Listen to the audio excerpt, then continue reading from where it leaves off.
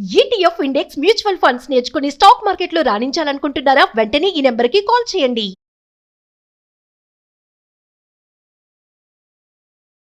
Welcome to Suman TV. నేను మీ Suman TV Nag.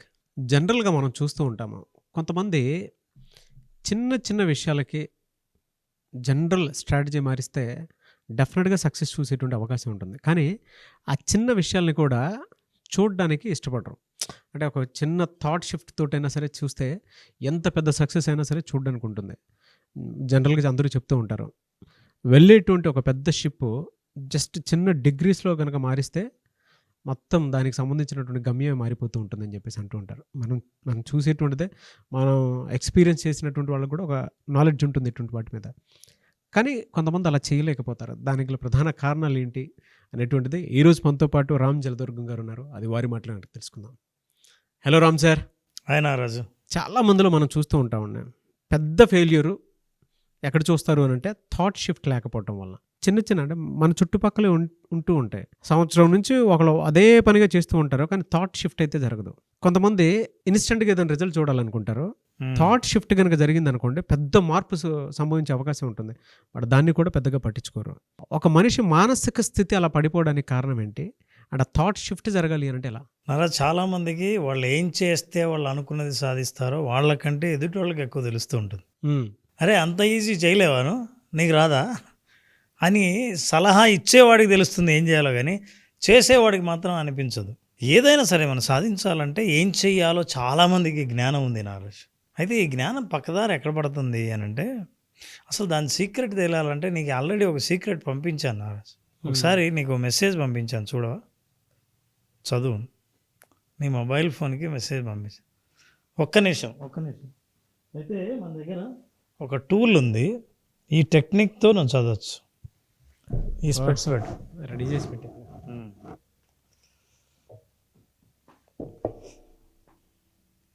ఇప్పుడు చదువు నాగరాజ్. రామ్ సార్ బ్లడ్ కనిపిస్తుందా? అయితే నా దగ్గర ఇంకో టూల్ ఉంది, ఇంకో టెక్నిక్ ఉంది. ఇది కాదు, దాని మీద పెట్టుకున్నా. లేదు, దాని మీదే పెట్టుకోవాలి. దీని మీద అది పెట్టుకోవాలా? ఇప్పుడే కళ్ళలో వాటర్ వచ్చేస్తున్నాయి. లేదు, ట్రై చేయి. నా మీదే ఎక్స్పెరిమెంట్ చేస్తున్నారు.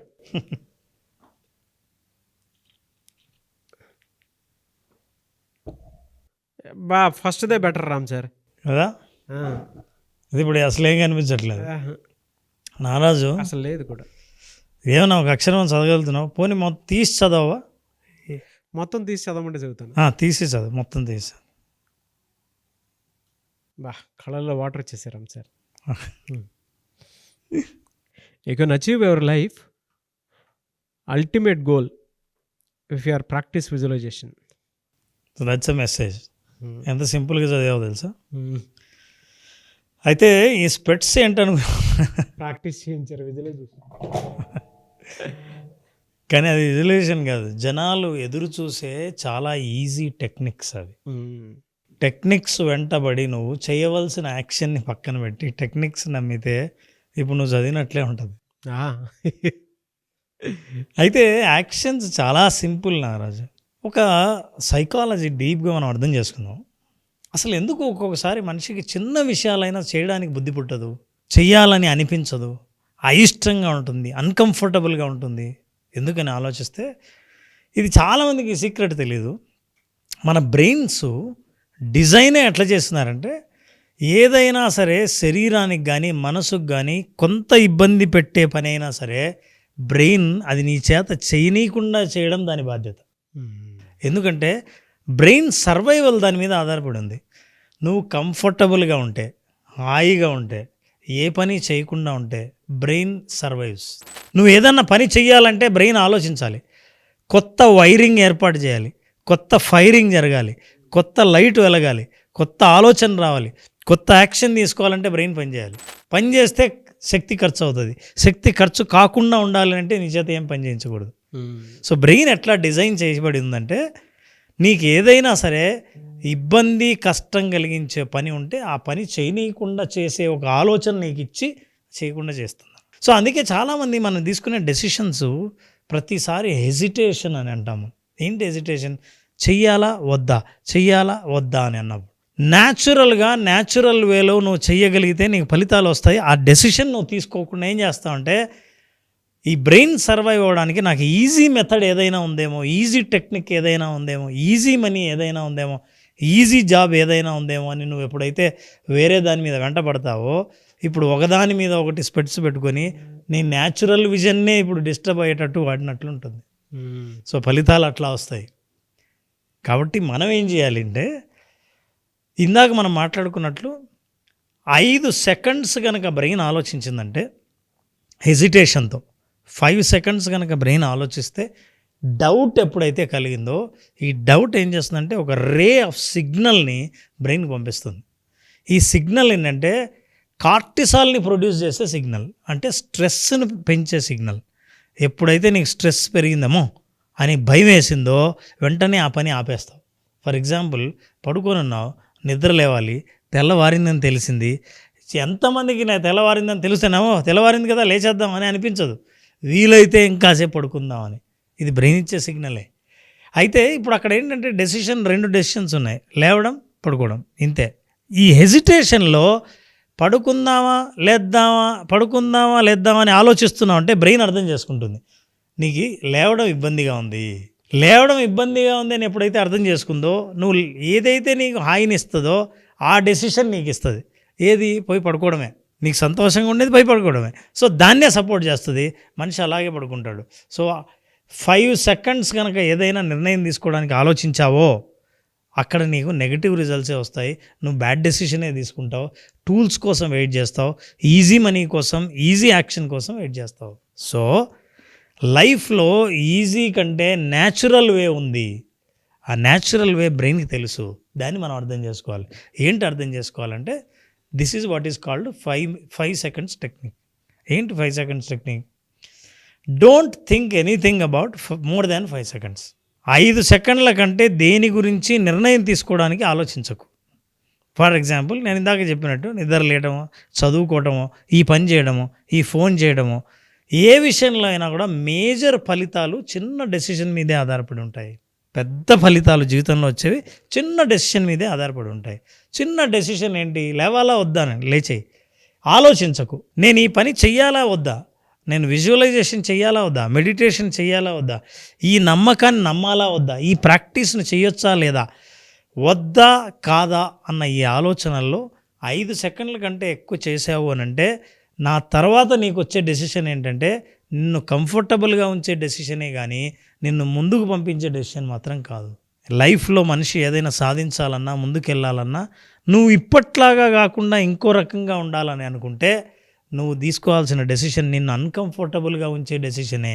ఎందుకంటే నువ్వు కంఫర్ట్గా ఉంచితే నిన్న నువ్వు ఎవరో ఈరోజు కూడా నువ్వు అదే అవుతావు, రేపు కూడా అదే అవుతావు.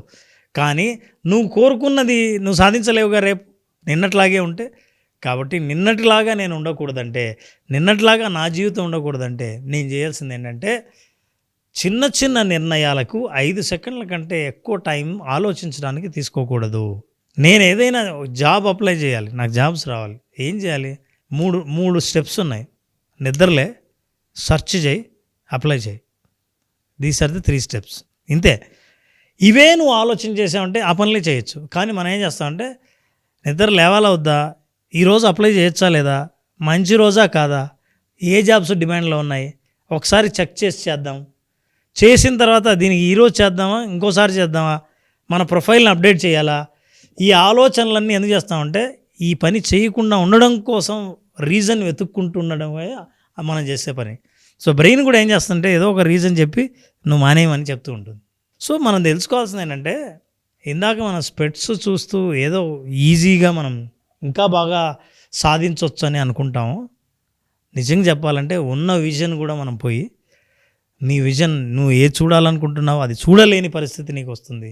సో ఆ టూల్స్ని పక్కన పెట్టి, టెక్నిక్స్ని పక్కన పెట్టి న్యాచురల్ వే యాక్షన్ తీసుకోవడం మొదలుపెట్టాలి. ఈ యాక్షన్కు 5 సెకండ్ల కంటే ఎక్కువగా ఆలోచించకూడదు. ఎప్పుడైతే ఆలోచించకుండా డెసిషన్ తీసుకుంటావో లైఫ్ ముందుకు పోతూ ఉంటుంది. డెసిషన్ తీసుకోవడానికి ఎక్కువగా ఆలోచించావో నీ బ్రెయిన్ ఆలోచించేది ఏం ఆలోచిస్తుంది అంటే నిన్ను పని చేయనీయకుండా ఉండడం కోసమే ఆలోచిస్తుంది. అందుకే లైఫ్లో చాలా సాధించాలంటే ఎదుటి వాళ్ళకు చాలా ఈజీ అనిపిస్తాయి, నీకే చాలా కష్టం అనిపిస్తుంది. వాళ్ళ దృష్టితో చూసి నువ్వు పనులు చేయడం మొదలు పెట్టావంటే, ప్రాక్టీస్ చేయడం మొదలు పెడితే నువ్వు సాధించడం మొదలు పెడతావు, సాధించడం స్టార్ట్ అవుతుంది. So now you start doing actions, start taking actions, make immediate decisions, don't think more than 5 seconds for your development. This is what is the most important message that we need to understand. Brain స్ట్రక్చరే అలా ఉంది కాబట్టి ఈ స్ట్రక్చర్ని నువ్వు break చేస్తేనే నీ లైఫ్లో పాత లైఫ్ని నువ్వు బ్రేక్ చేయొచ్చు. ఎన్ని పుస్తకాలు చదివారు రామ్ సార్? అసలు ఎంత అనర్గళంగా వస్తుంది. నిజంగా షాక్ అయిపోయాను నేను. న్యూరో సైన్స్ని యాడ్ చేసుకొని కామన్ సెన్స్ తోటి చెప్తున్నారు చూసారా, రియలీ గ్రేట్ థింగ్.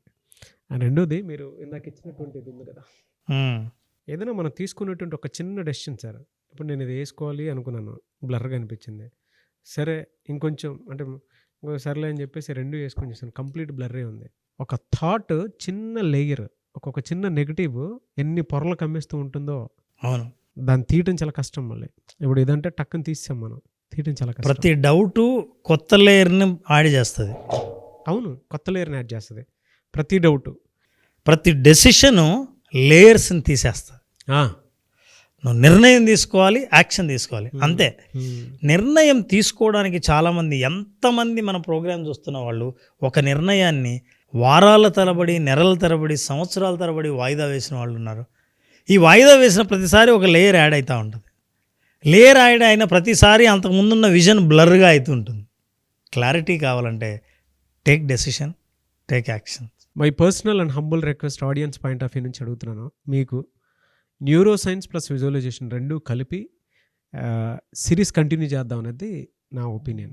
ఎందుకు అంటే మన దగ్గర ఉన్నటువంటి మెచ్యూర్ ఆడియన్స్ ఎవరైతే ఉన్నారో, చాలా పెద్ద వాళ్ళు, పెద్ద వాటికి సంబంధించినటువంటి వాళ్ళే ఉన్నారు. నేను ఆడియన్స్ పాయింట్ ఆఫ్ వ్యూ నుంచి రిక్వెస్ట్ చేస్తున్నాను మిమ్మల్ని, న్యూరో సైన్స్ ప్లస్ విజువలైజేషన్ అనే కాన్సెప్ట్ మీద ఫర్దర్గా వెళ్దాం అనేది నా ఆశ. మనం చేస్తున్నాం నారాజు, యాక్చువల్ మనం చేస్తున్న ప్రోగ్రాంలో తెలియకుండానే న్యూరో సైన్స్ ఇంక్లూడ్ అయ్యే ఉంది. న్యూరో సైన్స్ అంటే బ్రెయిన్లో ఏ పార్ట్ ఏ రకంగా ఆలోచిస్తుంది, అట్లా ఆలోచించడానికి కారణాలు ఏంటి స్టడీ చేసేదే న్యూరో సైన్స్. సో ఆ న్యూరో సైన్స్ని యాడ్ చేస్తున్నాం.